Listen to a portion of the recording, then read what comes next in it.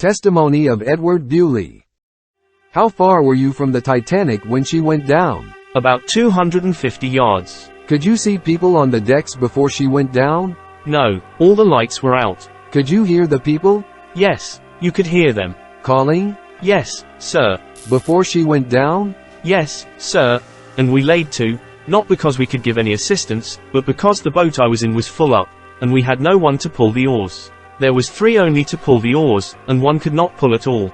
He was a fireman. That left but 2 people to pull the oars, so I directed the steward to take the coxswain's watch. Before she went down, you could hear people calling for help?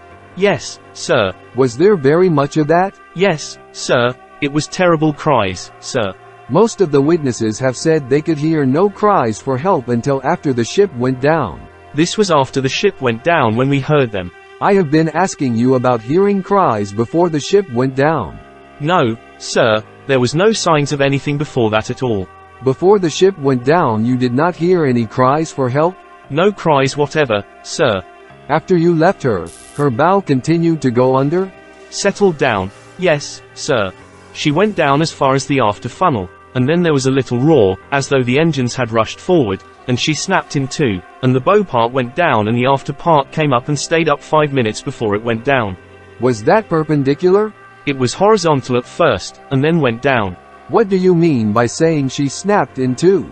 She parted in 2. How do you know that? Because we could see the after part afloat, and there was no forepart to it. I think she must have parted where the bunkers were.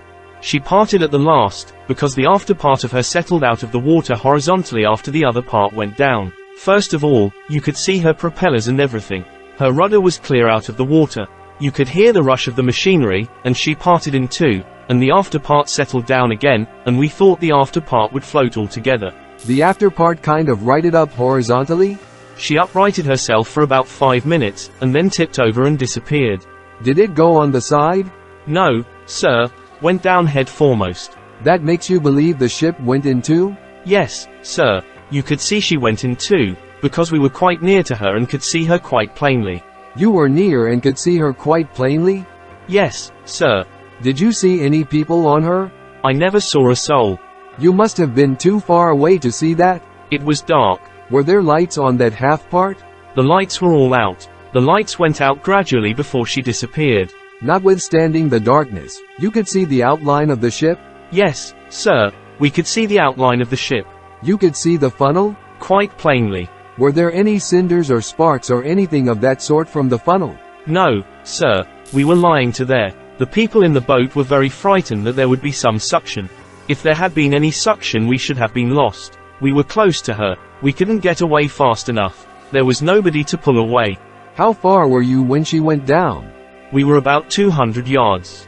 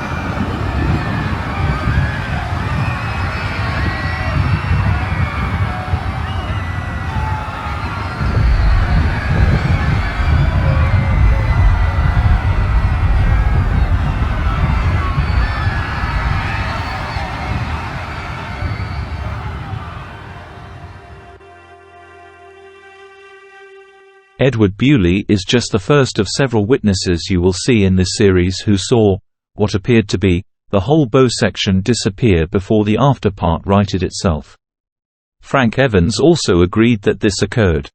Exactly what Bewley meant by "she must have parted where the bunkers were," I don't know, as the aftmost coal bunkers were directly under the third funnel.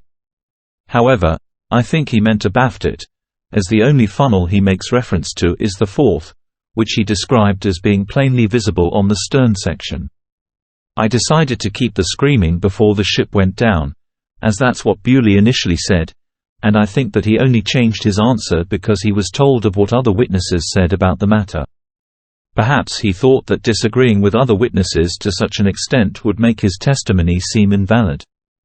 As a note, no witnesses in a hearing should be told what other witnesses have said, as it may cause the witness being questioned to change their answers. They should only be informed of other statements if it directly involves the witness themselves. Senator Fletcher likely asked about sparks and cinders coming from the funnel due to what Frank Osmond told Senator Burton earlier that same day about smoke coming up the funnels just after the ship broke in half.